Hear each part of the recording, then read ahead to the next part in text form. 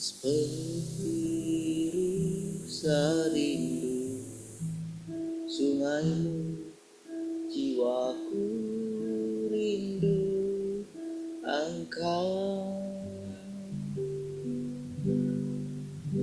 Kaulah Tuhan hasrat hatiku, ku rindu menyembahmu. Seperti rusa rindu sungai, aku rindu engkau.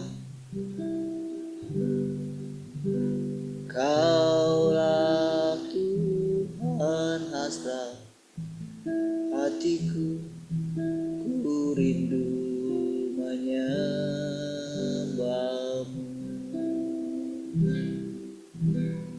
Engkau kekuatan dan perisaiku, kepadamu rohku berserah. Engkau kekuatan dan perisaiku, kepadamu rohku berserah.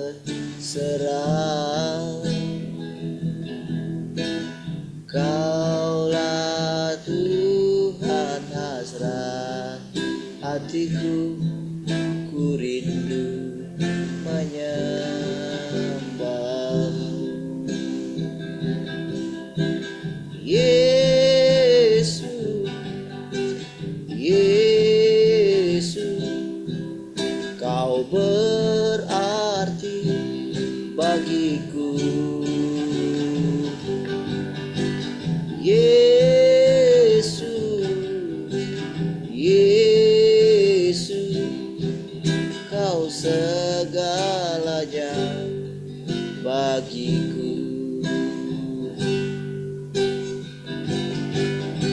Seperti rusa rindu sungaimu, jiwaku rindu engkau.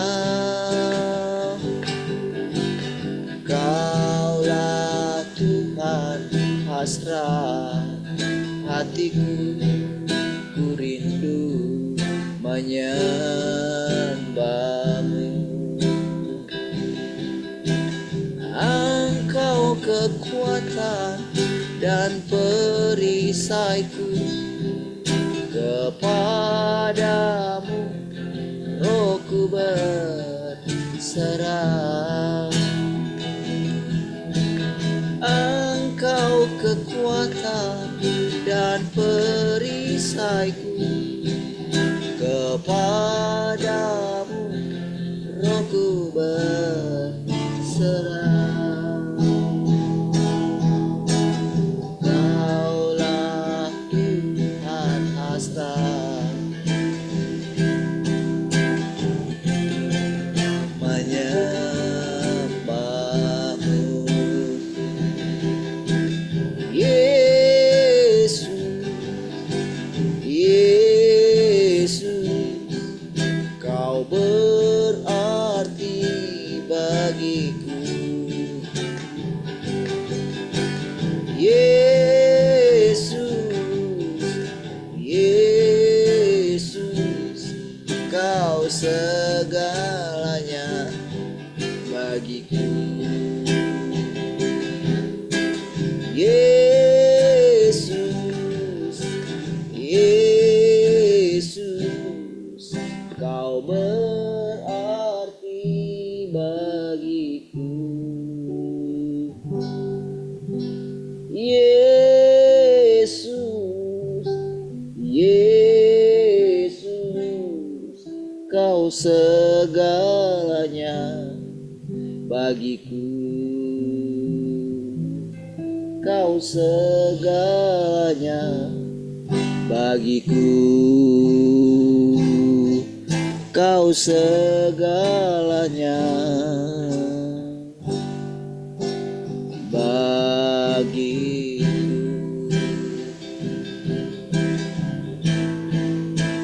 Oh, Kau segalanya, satu-satunya.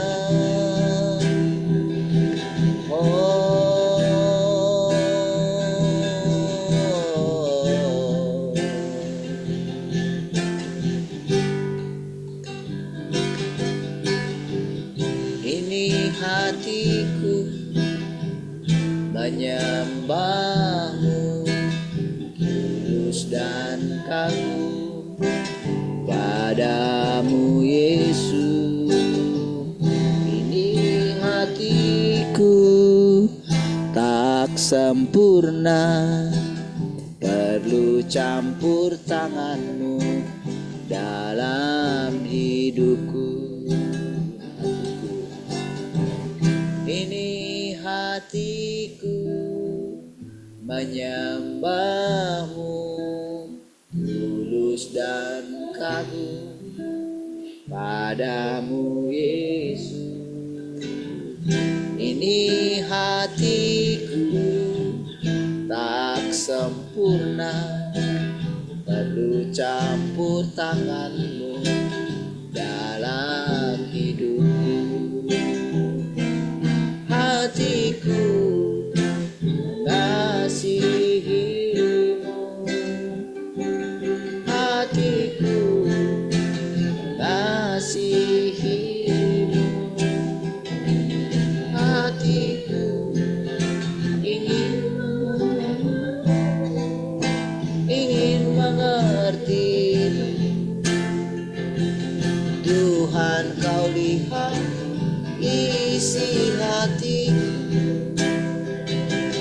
hatiku mengasihimu, hatiku mengasihimu,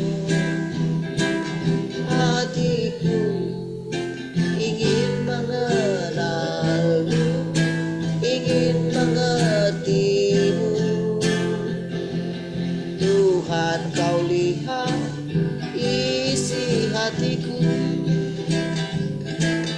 Tuhan, Kau lihat, Kau lihat isi hatiku.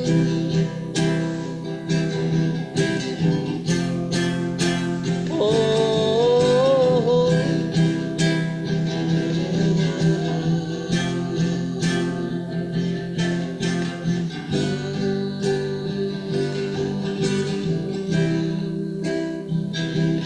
haleluya, Kau yang melihat hati kami. Oh,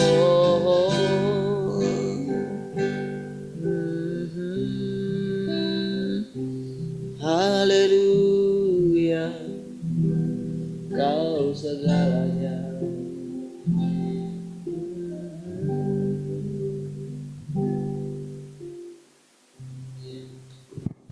Haleluya, terima kasih Tuhan. Syukur pagi hari ini buat anugerah. Terima kasih Tuhan. Oh, kembali kami dapat memandang wajah-Mu Tuhan pagi hari ini.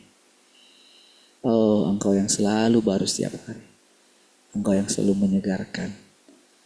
Oh, Roh-Mu yang selalu menyegarkan setiap kami Tuhan. Kami bersyukur. Oh, buat pemeliharaan-Mu dalam hidup kami Tuhan. Terima kasih Tuhan. Kami boleh menghirup nafas pagi hari ini. Oh, semua karena Tuhan yang hidup. Kami boleh dipuaskan dengan perkataan-perkataan-Mu. Karena perkataan-perkataan-Mu yang mengajari kami Tuhan. Terima kasih Tuhan. Oh, terima kasih kami menyerahkan pikiran, perasaan, kehendak kami Tuhan. Supaya dapat sepenuhnya dikelola oleh Tuhan. Terima kasih Tuhan, kami bersyukur. Oh, jadilah hidupmu dalam hidup kami Tuhan. Berdaulat sepenuhnya. Terima kasih Tuhan. Kami mengucap syukur. Pujilah Tuhan. Haleluya. Semua yang merindukan Tuhan sama-sama katakan. Amin. Baik, shalom semua. Selamat pagi.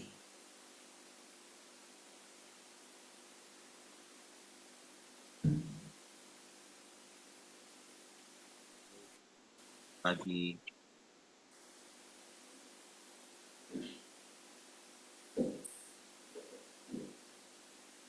Shalom, selamat pagi semua. Shalom, selamat pagi semua. Shalom semua, selamat pagi. Halo, pagi semua.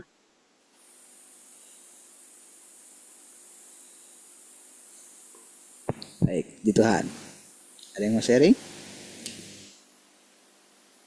Ada yang mau sharing?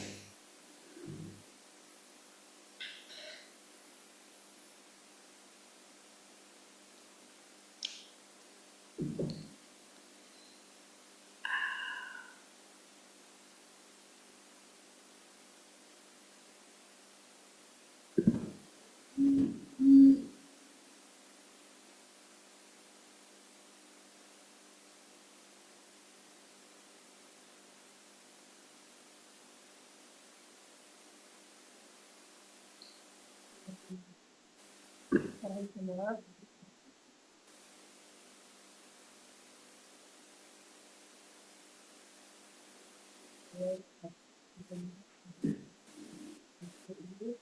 Kita boleh mulai menguatkan teman-teman kita. Setiap hari kita bisa merasakan rasanya berbeda-beda. Maaf Bu, enggak jelas. Jauh suaranya.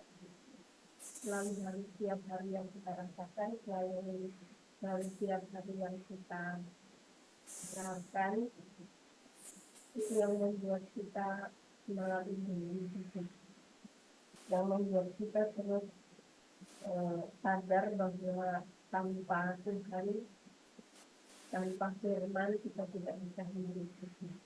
Tanpa firman kita pasti tidak bisa menjalani hidup kita setiap hari dengan apa yang Tuhan rancangkan bagi kita. Kita bersyukur sampai hari ini kita masih diberi kesediaan untuk bersama-sama bersekutu bersama-sama tetap setia menghadiri. Suaranya kurang keras, kencang. Kita percaya bukan karena kita, bukan karena keluarga kita, tapi karena kasih Tuhan yang kita.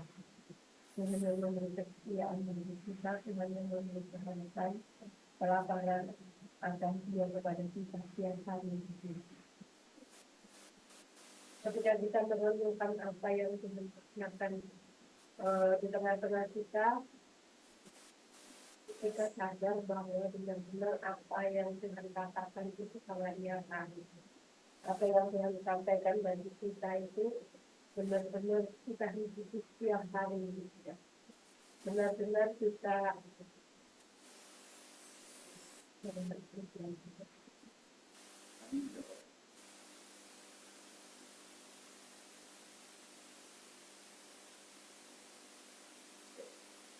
Haleluya. Sekarang gimana? Sekarang gimana? Sudah. Sudah.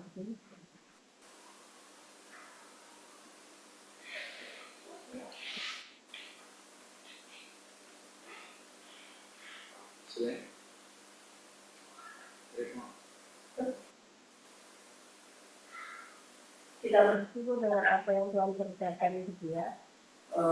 Tuhan kasih contoh itu bagi kita yang dapat kita lihat dengan jelas gitu. Yang ada di tengah-tengah kita itu secara semesta.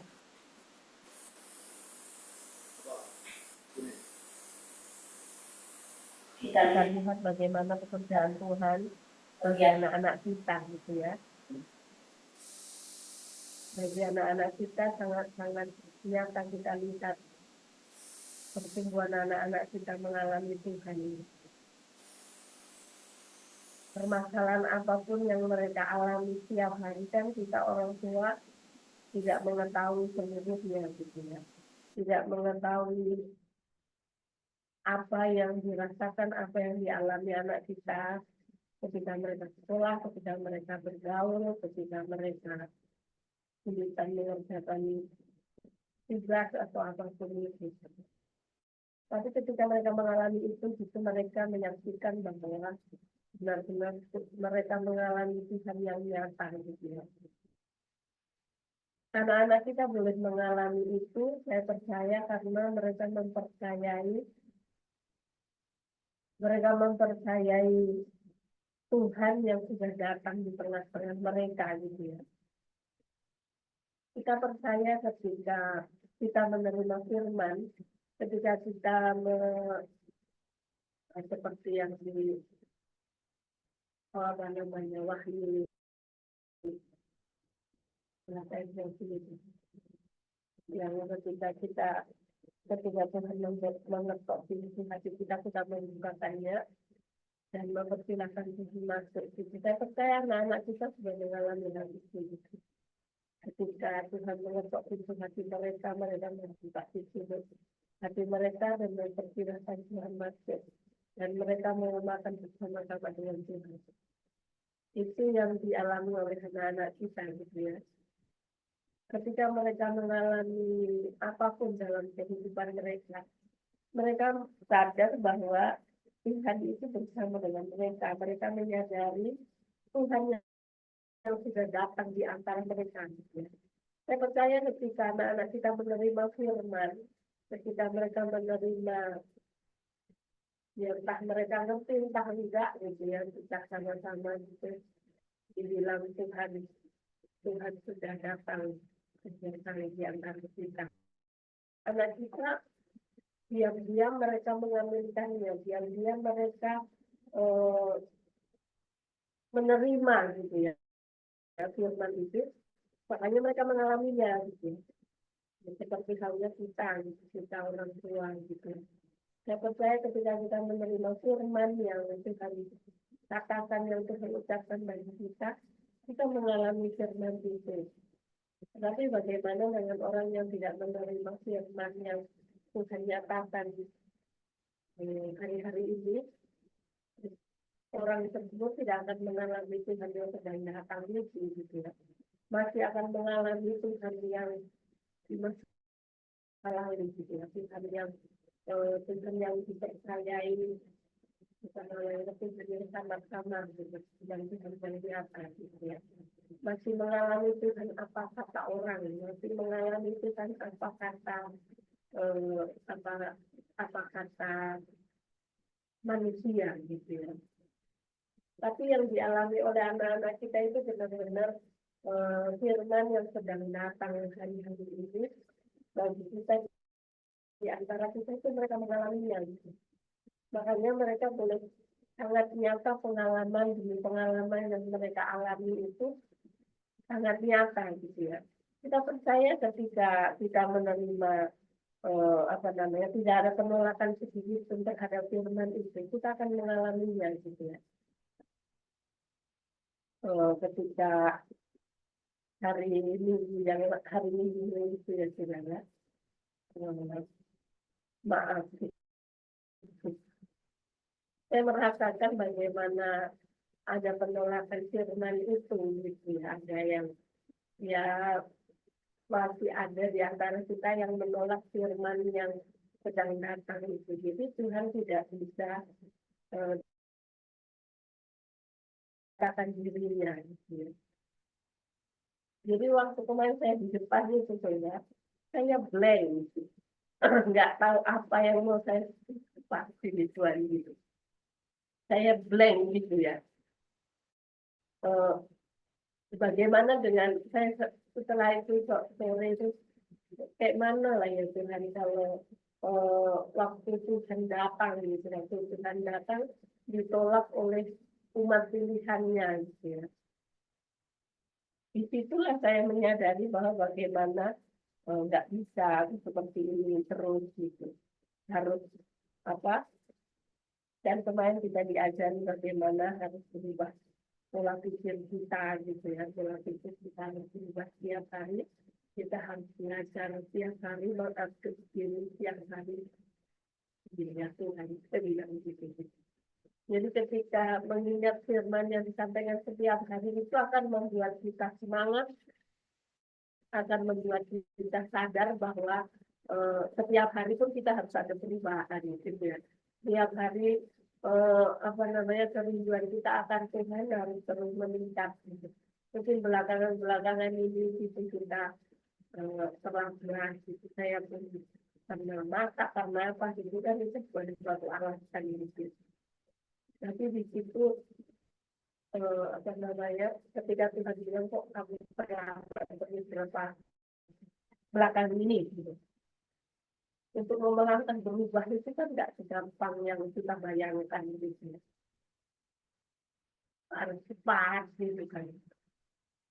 Jadi kalau udah kayak gitu saya tidak bisa lagi kayak gini, harus malam siang hari apanya gitu ya, untuk salah anak semua.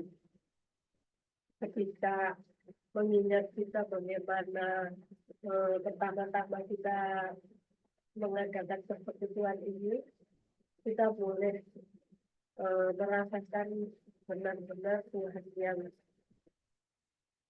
tegas, Tuhan yang mau kita terus mengalami Dia gitu, benar-benar nyata gitu ya.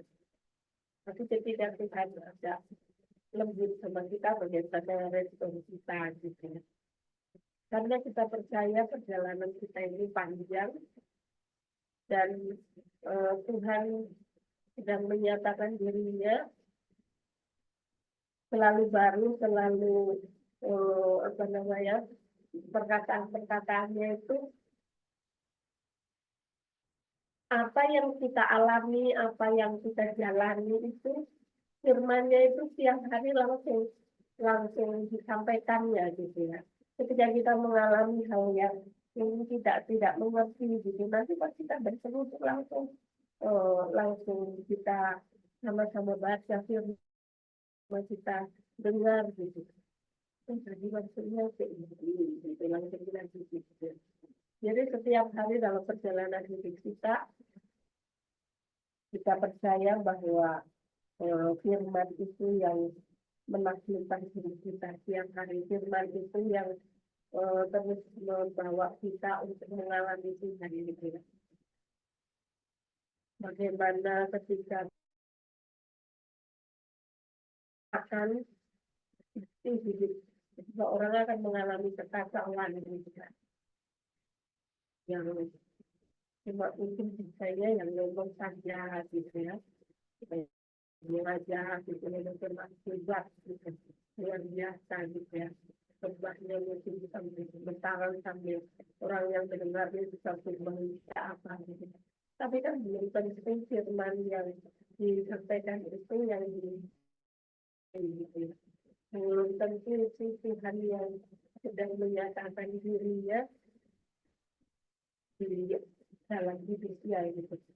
Makanya hidupnya mengalami kekacauan, bagaimana yang kita dengar kehidupan yang sangat menyedihkan, hal-hal yang sedang terjadi gitu ya. Hal-hal yang sedang terjadi di bangsa kita, di manapun gitu. Hal-hal yang sangat miris gitu, hal-hal yang sangat tidak sepantasnya, tidak seharusnya itu terjadi gitu ya. Atas keluarga, atas suami, atas istri, atas anak-anak gitu. Kenapa hal itu bisa terjadi gitu? Kita percaya karena mereka tidak menghidupi firman gitu. Mereka tidak makan firman itu, makanya hidupnya mengalami kekacauan gitu. Hidupnya mengalami ada dalam rumah tangga, ada merasa di dalam kehidupan pribadi yang dirasakan itu.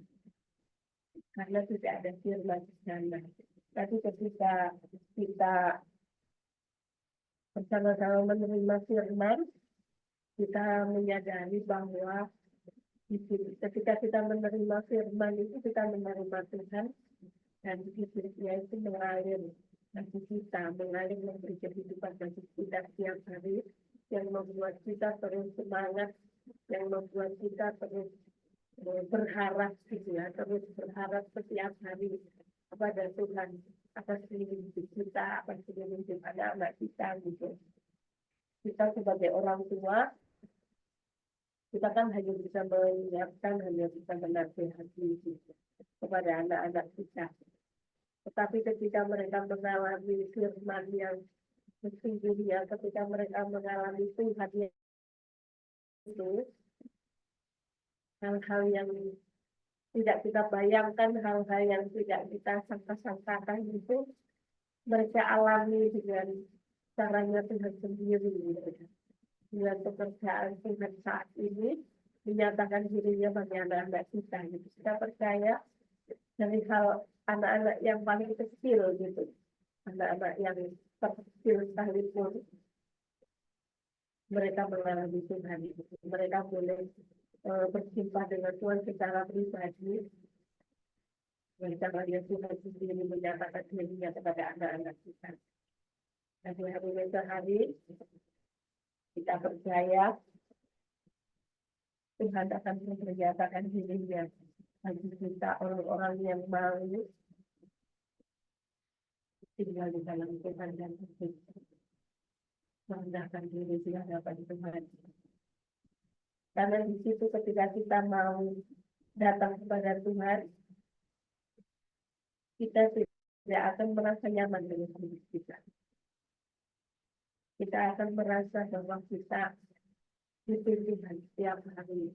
Kita butuh makan firman setiap hari. Mungkin ketika punya segala sesuatu, punya hal-hal yang sedang dicari manusia di muka bumi ini, akan mengalami kepuasan gitu ya, kepuasan dengan diri itu. Tetapi ketika kita mau makan firman setiap hari, kita akan dimiliki dari hal itu. Kita akan menyadari bahwa semua yang kita alami, semua yang kita nikmati, semua yang kita jalani, semuanya karena Tuhan. Semuanya karena pembelaan Tuhan kita.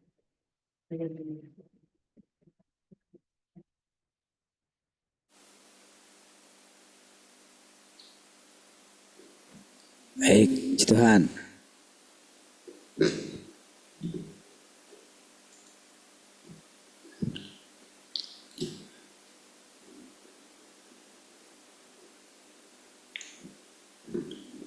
Cek satu.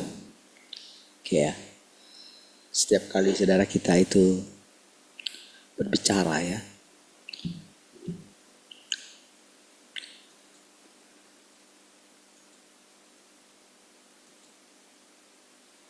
mute ya. Oke. Baik.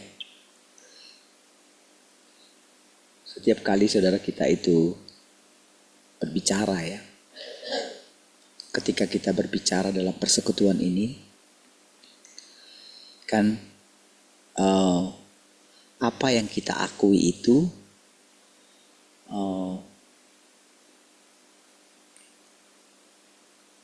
yang kita alami kan.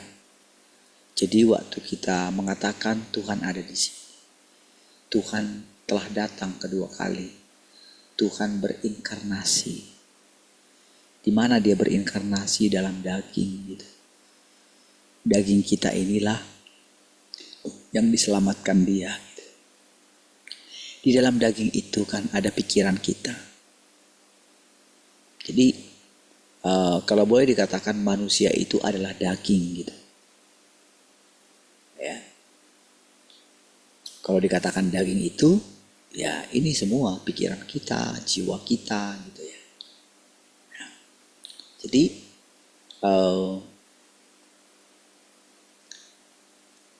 ketika kita mengatakan kita mengimani seperti itu, tentu kan kita itu sedang makan firman itu gitu. Jadi apa yang kita makan itulah kita gitu. Maka Roh Kudus itu akan mencerahkan kita gitu. Mencerahkannya itu seperti ini. Saya mengatakan ini saudara, walaupun mungkin berulang-ulang gitu, tujuannya itu adalah untuk meyakinkan kita gitu, bahwa memang seperti itulah adanya. Jadi kalau saya katakan hal yang tadi itu, sebetulnya itu adalah kebenaran gitu. Kan kita bilang, hidupku bukan aku lagi, oke? Tapi Kristus yang hidup di dalam aku. Itu kan berarti kan kita itu menerapkan itu gitu. Nah, untuk itu menjadi pengalaman butuh waktu. Dan butuh kedalaman gitu. Jadi setiap hari kedalamannya itu berubah gitu. Itulah yang disebut dengan Allah yang selalu baru setiap hari gitu. Jadi waktu misalnya tadi mau kata seperti itu, saya boleh rasakan gitu ya. Ketika misalnya khotbah, langsung merasakan penolakan. Makanya kan, istri saya tadi bilang, ketika Tuhan itu ditolak, nah gitu kan. Padahal kan yang berbicara kan istri saya kan. Nah, terus itu ada tingkatannya juga nantinya. Jadi waktu kita mengetahui firman yang baru, misalnya firmannya bilang begini, Tuhan itu tidak mempedulikan apakah manusia mendengarkan dia atau tidak. Nah, itu ada firmannya gitu. Dia akan terus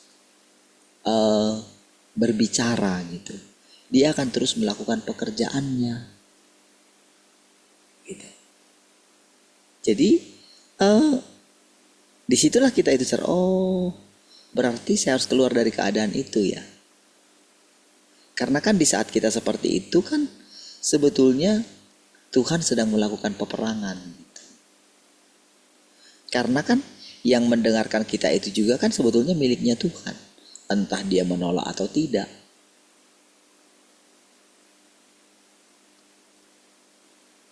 Cuman kan mereka itu kan ada hal yang tidak kita ketahui, apa yang membuat mereka menolak.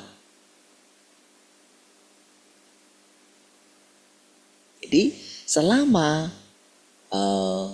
orang itu ada di situ, gitu ya, maka berarti Tuhan itu mengizinkan itu harus kita hadapi. Sama seperti Yudas itu kan. Tuhan mengetahui kelicikan hatinya. Melalui apa? Melalui perbuatannya. Melalui tindakannya. Namun karena dia tahu itu dikirimkan oleh Bapa, gitu kan. Kan itu kan awalnya kan dibilang.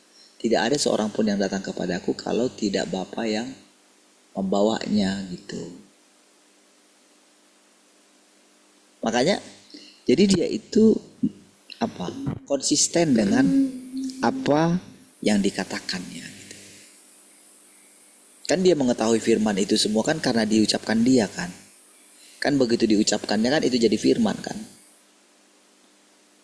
Jadi apa yang dikatakan dia konsisten dengan yang dia katakan gitu. Maka kita pun semua akan begitu gitu. Kita harus konsisten dengan apa yang kita katakan. Belajar gitu. Untuk konsisten dengan apa yang kita katakan. Disitulah firman berdaulat.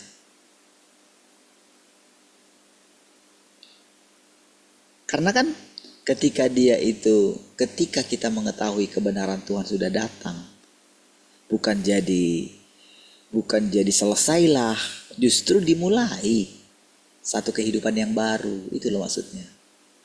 Jadi kedatangan Tuhan yang kedua kali itu bukan begini, sudah selesailah dunia ini. Bukan. Justru sedang memulai tahapan baru dari pekerjaan Tuhan.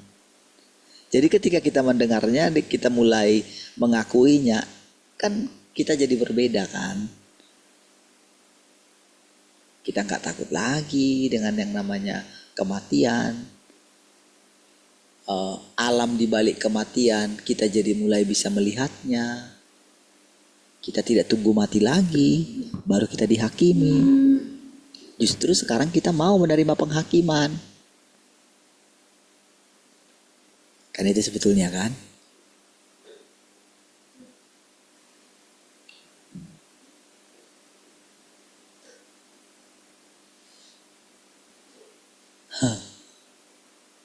Matikanlah dulu videonya.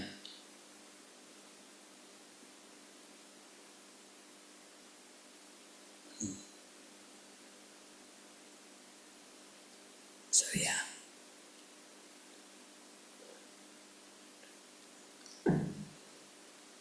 Jadi seperti itu ya. Jadi ketika tiap pagi kita ini bersekutu, akan banyak hal-hal yang mungkin baru kita dengarkan gitu. Jadi bagaimana cara kita untuk kita boleh melalui hal yang baru kita dengarkan gitu.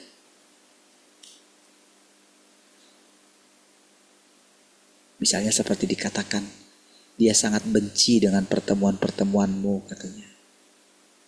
Aku sangat benci dengan pertemuan-pertemuanmu, formal sekali katanya. Aku sangat benci keformalan gitu. Aku sangat membenci aturan demi aturan. Maksudnya itu harusnya hidup.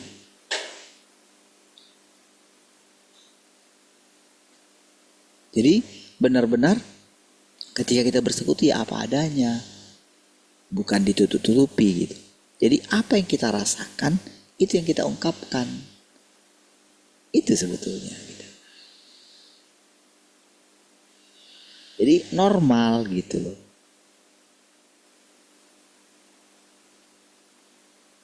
Makanya ketika keadaan kita seperti ini loh keadaannya. Makanya kan saya sering sekali saudara kalau bicara itu membicarakan apa yang kita atau saya alami gitu. Gini loh. Tapi nanti di sisi lain, bagaimana kalau begini?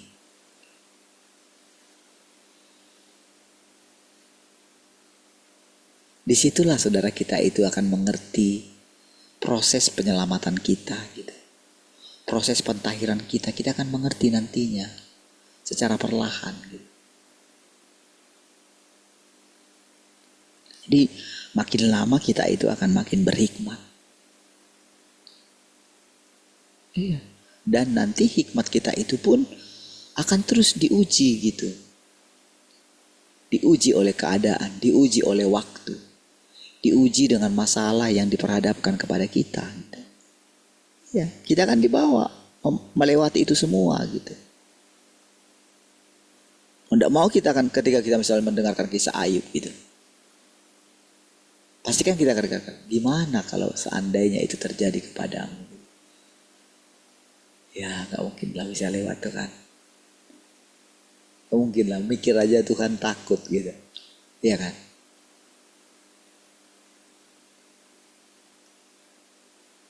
Berarti kan di situ kan ada sesuatu yang negatif masukkan dalam pikiran kita.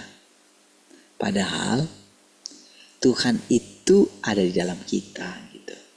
Tapi kenapa ketika kita memikirkan itu kita jadi tidak sanggup?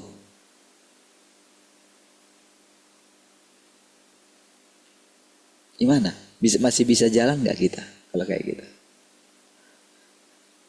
Gimana lah caranya kalau kita langsung diperhadapkan dengan kayak gitu aja?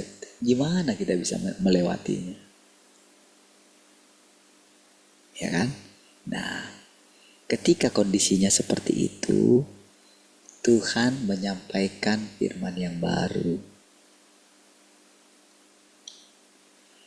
Hanya Ayub, seorang diri. Itu kan firmanku. Jadi ketika aku mengatakan itu, sudah jadi seperti itu. Ya Ayub saja memang yang akan mengalami hal seperti itu. Sudah, tenang saja. Oh, kita tenang lagi, kita maju lagi. Nanti setelah itu, saudara, kita akan diperhadapkan dengan kesulitan-kesulitan tertentu. Jadi, ketika kita bandingkan kesulitan yang kita hadapi, dibandingkan dengan kesulitan Ayub, nah disitulah kita berani melangkah. Gitu. Ayub saja bisa lewat. Gitu. Berarti, apa nanti yang diucapkan firman Tuhan? Itulah yang saya jalani. Nah, gitulah saudara. Disitulah kita itu ditaklukkan. Kenali proses itu gitu. Kan sudah jelaskan tentang Petrus itu kan. Petrus itu kan kalau kita lihat dari iman dia tidak akan menyangkal Tuhan Yesus kan. Kan itu benar. Dia ngomong kayak gitu. Perasaan dia pada waktu itu dia ngomong. Cuman di baliknya itu ada kesombongan. Petrus tidak tahu. Di baliknya itu ada niatnya dia, usaha dia. Karena dia ingin menjadi yang terbaik gitu loh. Dia ingin menolong Tuhan. Makanya ketika dibilang bawa pedang gitu, dia bawa pedang. Tuhan yang nyuruh.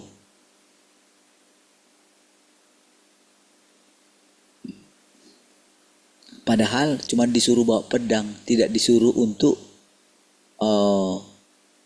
menetapkan telinganya si Malkus itu, saudara. Cuma disuruh bawa pedang.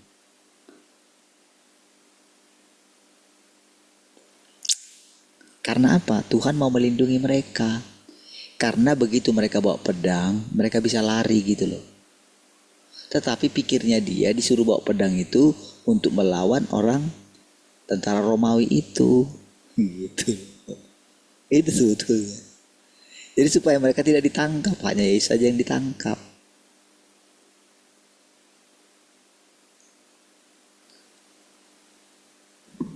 Tapi kan langsung manusia menerjemahkan, oh karena disuruh bawa pedang, harus kayak gini. Gitu. Ternyata pedang itu tujuannya supaya melindungi mereka itu. Kan ketika lihat pedang sama pedang gitu kan. Wah, gentar juga kan orang yang ngejar dia kan. Ayo, berani. Nah, kan gitu kan. Tapi kalau sama-sama bawa pedang gitu kan. Yang satu masih sempat dia lari gitu loh. Kan gitu kan. Dan memang kan targetnya kan untuk menangkap Yesus. Jadi dia benar-benar mentaati Tuhan juga kan. Jadi disitulah Tuhan katakan. Jadi ketika dia mengatakan itu saudara, langsung jadi seperti itu. Kembali lagi, kenapa langsung jadi? Ya dia Tuhan. Jadi proses Yesus itu menjadi Tuhan itu loh. Yang kita mesti pelajari gitu. Kan dia manusia sama seperti kita. Karena apa? Karena Tuhan yang menjadikan sama ya. Jenisnya manusia dia itu beda. Dia gak dirusak, kita dirusak. Tapi kan itu semua juga kan pekerjaan Tuhan. Atau pekerjaan Bapa kan. Kalau kita sebut Bapa berarti Tuhan yang di sorga. Atau Tuhan itu sendirilah gitu. Si aku adalah aku itu saudara. Jadi kalau kita coba bandingkan, jadi ketika Yesus itu menerima hidupnya Allah itu, kan dia terbatas kan. Kerjaan dia memang untuk menebus umat manusia loh saudara. Makanya dia memberikan kasih karunia kepada manusia itu. Oke. Nah, sementara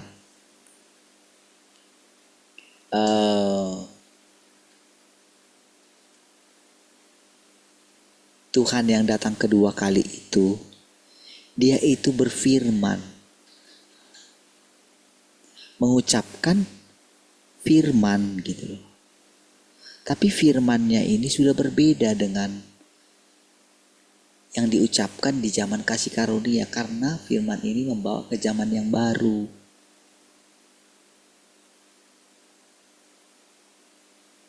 Jadi dia tidak akan menitik beratkan lagi kepada korban salib Tuhan Yesus, pengampunan dosa, minta ampun, enggak lagi. Tapi bukan berarti dia meniadakan itu. Justru dia itu datang menggenapinya. Ya sudah jangan lagi ini, selesailah, kira-kira kayak gitu. Sekarang masuk hidup yang baru. Itulah. Masukilah zaman yang baru. Seperti itu prosesnya ya. Supaya gini, supaya kita itu terus melangkah gitu. Jadi waktu kita terus melangkah itu saudara, disitulah kita benar-benar Allah itu atau Tuhan itu semakin leluasa. Jadi ibaratnya kita itu menghidupi pertumbuhan Yesus di dalam kita gitu. Jadi waktu kita mulai agak tidak menggunakan lagi nama Yesus itu, jadi itu sedang perubahan paradigma kita gitu. Jadi kenapa selalu mesti diingatkan? Dia tidak melupakan pekerjaan berikutnya, baik pekerjaan Yahweh, pekerjaan Yesus, lalu pekerjaan Tuhan yang Maha Kuasa ini gitu. Selalu dikatakan mereka ini satu hakikat mereka gitu. Dari situlah kita bisa melihat perbedaannya gitu. Makanya siapapun yang memakan Tuhan gitu harus memperhatikan pertumbuhannya sendiri. Harus mengenali roh apa yang bekerja di balik dia gitu loh. Kan kita ini kan mengucapkan apa saja yang ada di alam roh gitu, atau di alam pikiran kita kan. Tapi kan waktu kita ucapkan itu kan kita tidak tahu sumbernya dari mana tadinya. Kalau kita itu tidak mempunyai pengetahuan yang benar tentang Allah itu, tentang pikiran Kristus itu. Jadi disitulah dia berfirman gitu. Dari sinilah kita mengetahui nanti mana pikiran Kristus, mana pikiran antikristus gitu. Disitulah kita dimurnikan saudara. Disitu jugalah terjadi medan peperangan itu. Tuhan menaklukkan kita dari hari ke hari. Nah, jadi dari situ nanti kita itu akan benar-benar mendapatkan kelegaan. Marilah kepadaku yang letih dan lesu dan berat. Belajarlah daripadaku katanya. Karena aku lemah lembut dan jiwamu akan mendapat ketenangan katanya. Nah, ketenangan itulah yang kita rasakan. Karena kita itu kan sudah capek dalam hidup ini. Capek itu ketika ya usia kita sudah mencapai batas akhir daripada umur normal manusia yang ditetapkan oleh Tuhan. Gitu loh saudara. Jadi bukan masalah hebat orang umur 90 tahun, 100 tahun, bukan. Jadi itu firman Tuhan dibatasi gitu loh. Untuk apa kita hidup lama 90 tahun, 100 tahun? Sementara kita sudah nggak bisa ngapa-ngapain gitu kan. Sudah tergeletak gitu kan. Sudah ditolongin orang gitu kan. Justru itu menjadi satu penyiksaan sebetulnya kan. Makanya ketika Simeon itu bertekad, ketika Tuhan mengatakan kepada dia, kamu tidak akan mati sebelum kamu melihat Mesias itu, katanya kan gitu. Itu kan yang dikatakan Roh ketika dia itu mencari Tuhan kan. Kan berarti dari perkataan dia itu, saudara, dia itu terus loh menanti-nantikan Mesias itu, saudara. Dengan tekun dia berdoa di bait suci gitu. Dihabiskan waktunya di bait suci. Sama seperti Hana itu, saudara.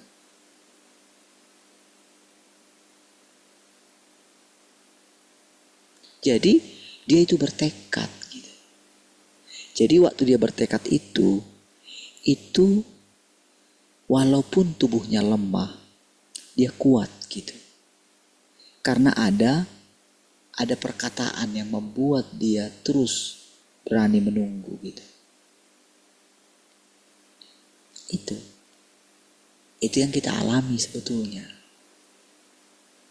Jadi ketika dia menatang bayi Yesus itu kan, diangkatnya, tiba-tiba dipenuhi roh lah dia gitu. Jadi waktu dia dipenuhi roh, jadi persis seperti waktu dia menerima janji itu sebelumnya. Kita nggak tahu berapa puluh tahun itu janji itu dia terima sebelumnya.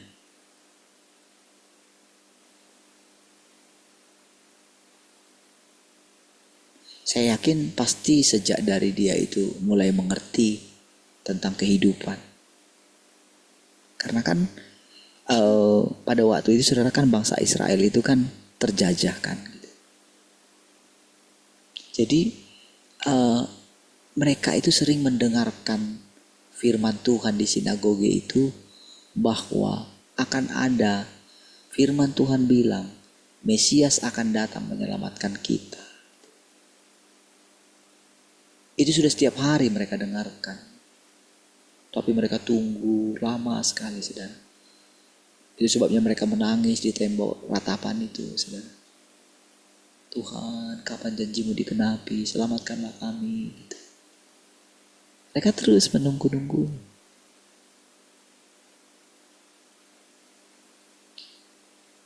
Sampai ketika dia mau mati gitu, Tuhan tidak membiarkan dia mati tanpa melihat Mesias itu. Jadi saudara, kalau saudara lihat ya kematian orang-orang gitu ya.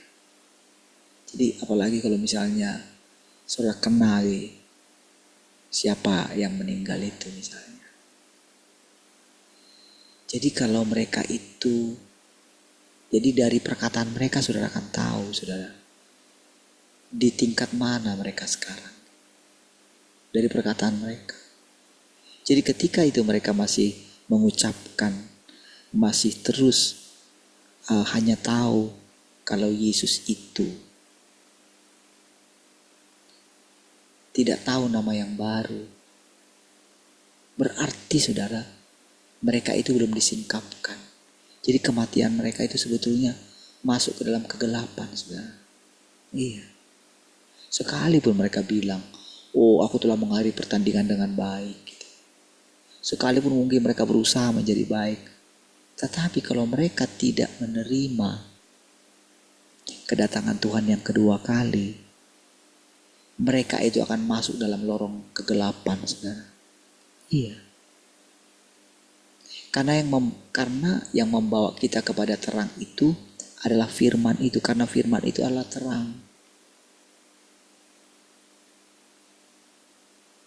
Jadi kalau orang tidak mau berubah ya dalam pikirannya itu ya, tidak mau menerima firman yang baru, sayang sekali, kasihan sekali.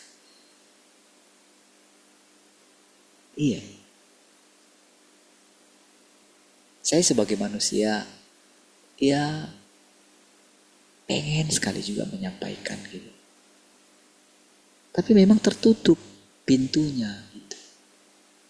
Jadi disitulah kita itu kayak ketok gitu. Tapi dia nggak dengarkan gitu. Saya tunggu waktunya, saya tunggu di mana saya bisa masuk. Tapi kan dia mesti buka dulu kan pintunya kan.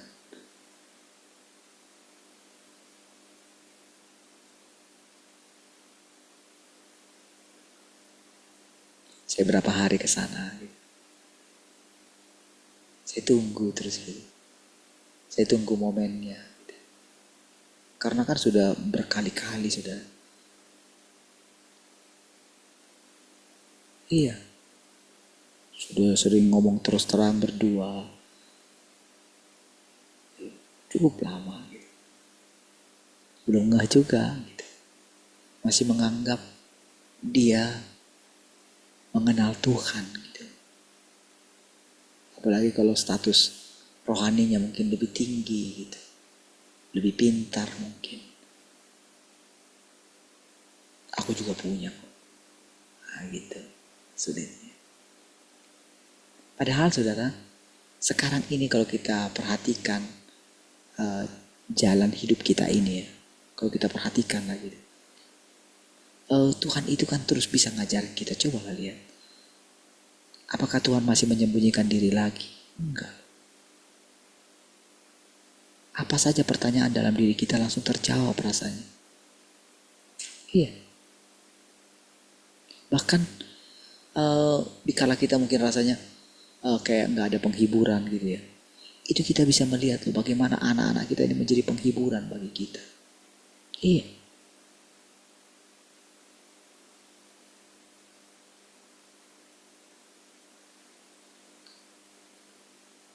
Disitulah saudara kita itu melihat Tuhan yang nyata itu setiap hari. Iya. Setiap hari.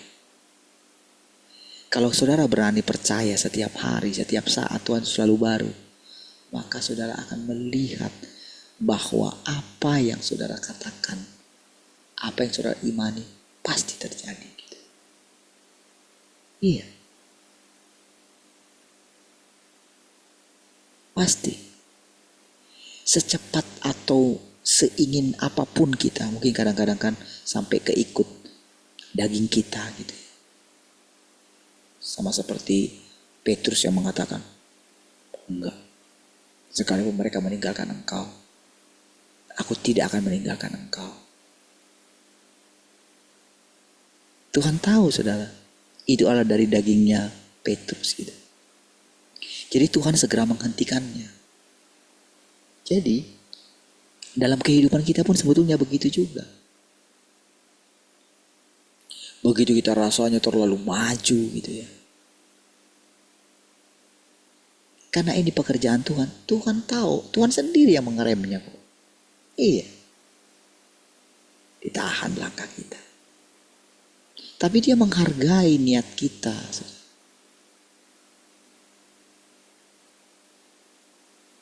Cuman memang dia nggak puji kita di situ.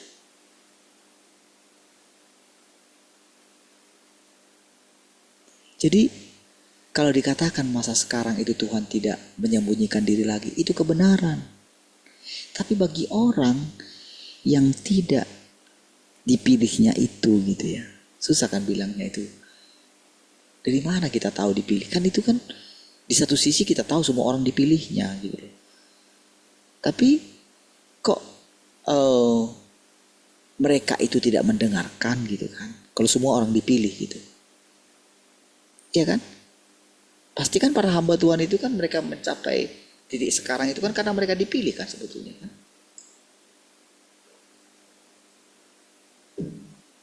Tapi kenapa mereka tidak bisa dibukakan hal itu?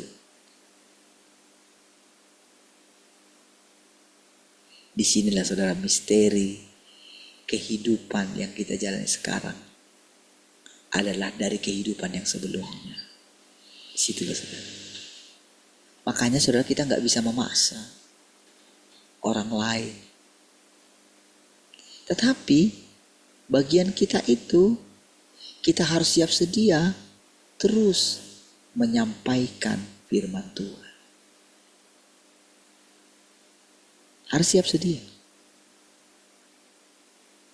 Ketika kita sampaikan itu, memang terjadi goncangan, saudara. Baik dalam hidup kita sendiri.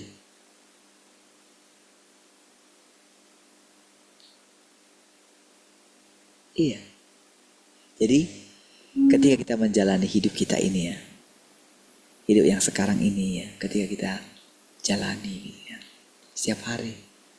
Memang saudara, kalau bukan Tuhan itu yang dengan hati-hati gitu ya membimbing kita nggak akan berani jalan terus, saudara. Iya. Kita nggak punya kekuatan gitu. Karena memang kekuatan kita itu kita dapatkan dari Tuhan setiap hari. Iya. Setiap hari kita mendapatkan kekuatan yang baru. Dia memanage itu mengatur gitu. Tapi mengaturnya, kalau cuma kata mengatur itu tidak sesederhana, tidak kata manage itu kalau bahasa itu ya, dari bahasa Inggris itu kayak ini, kayak manajer gitu loh. Itu kan berasal dari kata manage gitu. Nah, jadi mengatur segala sesuatu gitu. Dan untuk seseorang menjadi manajer itu kan punya pendidikan dan pengalaman ya. Punya skema berpikir yang berbeda dengan yang bukan manajer gitu. Berbeda. Tingkat pendidikan juga berbeda. Nah, jadi kalau Tuhan memanage gitu, dia memanage ini, karena ini kan pengelolaannya dia gitu. Jadi sekarang ini saudara, sebetulnya Tuhan itu sedang, jadi ketika dia mulai dengan kedatangan yang kedua kali ini, jadi dia itu sedang mempersiapkan kita itu, ini loh, sebetulnya langit yang kuciptakan awalnya itu seperti ini yang sedang kamu mau masuki ini gitu. Ini sebetulnya. Jadi dunia yang nyata ini setelah kita masuki ini sebetulnya. Jadi sorga itu hanya umpan gitu. Makanya kan dikatakan sejak Injil Kerajaan Sorga diberitakan, orang itu berusaha ingin memasukinya dengan paksa. Sama saudara, setiap agama itu saudara, ketika diberitahukan tentang sorga itu, mereka mengklaim dirinya penghuni sorga gitu loh. Termasuk Paulus itu mengklaim dirinya karena dia rasanya dia bisa lakukan apa saja. Dia mengklaim Tuhan itu harus kasih dia mahkota gitu loh. Itulah gagasan manusia.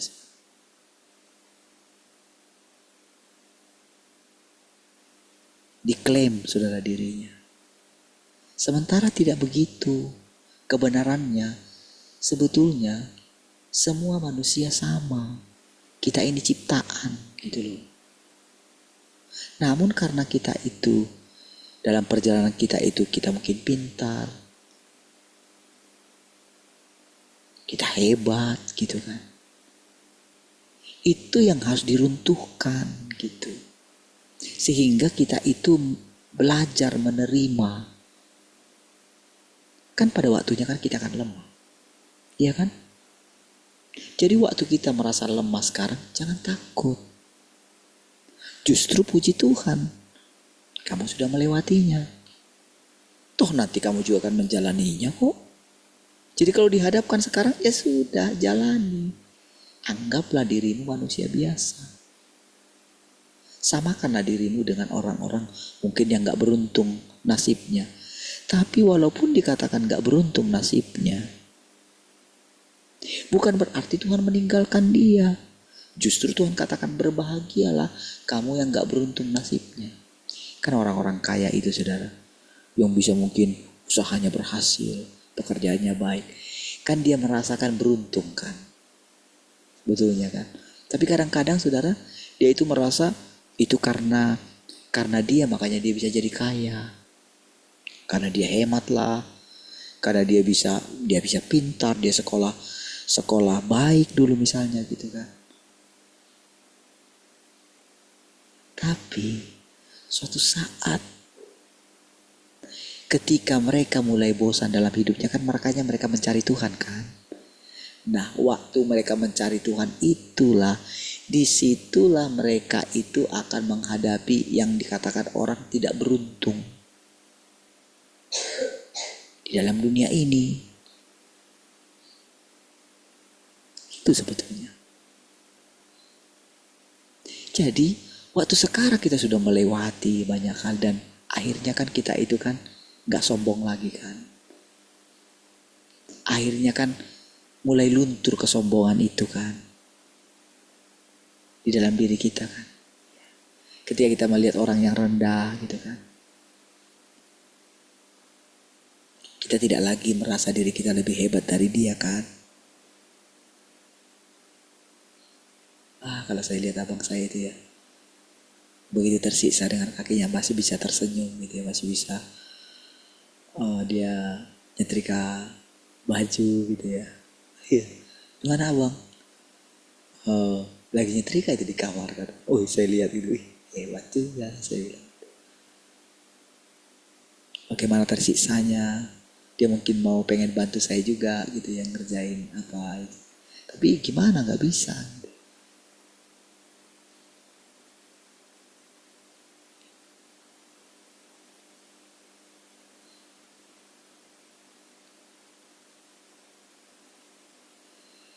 Saudara, perjalanan kita ini saudara, memang benar-benar perjalanan Tuhan. Iya. Jadi kalau dikatakan tidak ada secara kebetulan yang kita hadapi setiap hari. Yang kita hadapi itu sudah ditentukan oleh Tuhan. Jadi nasib kita sudah ditakdirkan oleh Tuhan. Tapi bukan berarti kita jadi pasif. Kita terus memandang Tuhan saja. Pandang saja setiap hari. Lakukan apa yang ada di tanganmu. Lakukan saja. Tuhan tidak akan menyalahkan. Kita dikasih kebebasan untuk milih. Ada ini, kerjakan.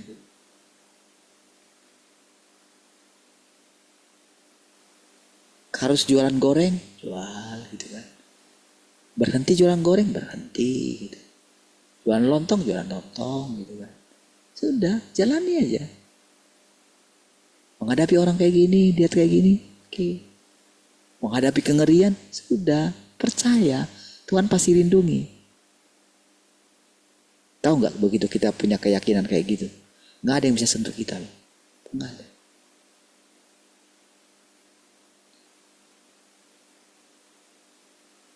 Kalau saya renungkan ketika diangkat yang saya bilang Pak Yaman yang itu gitu ya, diangkat gitu. Itu kan saya belum, saya sudah mulai kenal Tuhan. Dulu itu masalah, iya, lupa ya, apa ya? Saya nggak kelawan. Saya cuma bilang, mulai sekarang jangan kasih lagi sama orang itu. Anehnya saudara, tidak pernah lagi datang mereka gitu. Jadi di situ kalau saya ingat gitu ya, kalau saya ingat betapa memang Tuhan itu melindungi, nyata dia. Ingat waktu yang di sini saudara, yang kita rasanya dikepung sampah semua gitu, dan rasanya kita itu mau digusur, ini rukoku semua katanya kan gitu kan, sombong kali dia.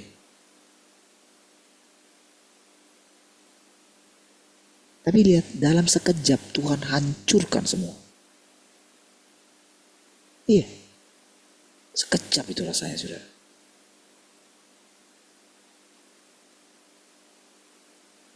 Jadi kalau misalnya dijanjikan harus dijual 5 misalnya kayak gitu kan. Misalnya di yang ini kita itu bilang, coba tanya Pak, mungkin 1 berapa, 2 berapa, 3 berapa gitu. Ya slow aja gitu. Ya kalaupun belum kenyataan, ya sudah. Berarti kita cuma mendengarkannya. Toh kita juga nggak memerlukan ini kok. Kalau memang sudah waktunya, bisa. Semua miliknya Tuhan kok. Gampang sekali kok. Cuman sekarang kita dilatihnya, saudara. Dilatih menjadi sederhana gitu. Sekalipun kita sangat kaya sekali, kita itu dilatihnya sederhana. Sekalipun kita pintar sekali gitu, tapi dilatihnya kita itu menjadi kayak mungkin menurut orang bodoh gitu. Tapi kita sudah tahu.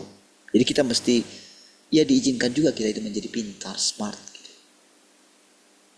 Sehingga ketika kita berhadapan dengan orang yang paling pintar sekalipun, kita gak malu-maluin Tuhan gitu. Kan hanya karena kita yakin Tuhan dalam kita, Tuhanlah yang bicara. Makanya kita tidak takut bertemu dengan siapapun kan. Ya dong. Kan katanya kan Tuhan itu kan mau menyatakan dirinya. Kan kedatangan Tuhan itu akan menjadi nyata. Setiap mata akan melihat. Kan yang dilihat kan kita. Kan yang dilihat orang kan kita. Ini daging ini. Entah siapapun kita nantinya loh saudara. Kan anak-anak kita yang mereka lihat. Ketika Joen bilang, ih kayak saya kayak raja diperlakukan loh katanya. Gitu. Ketika dia ke rumah temannya yang itu, ketika yang waktu saya jemput hujan lebat itu gitu. Itu terharu sekali saudara. Apalagi ketika dia punya teman itu ya. Dia terharu sekali gitu. Sampai dia bilang kayak gini, kok mereka mau sih temanin sama saya gitu saudara. Saya itu ketika dengar, sedalam itu anak saya itu tertolak gitu. Iya. Saya dulu gak menyadari gitu. Walaupun memang anak saya sulit dapat teman karena minder gitu ya. Suka nangis gitu kan.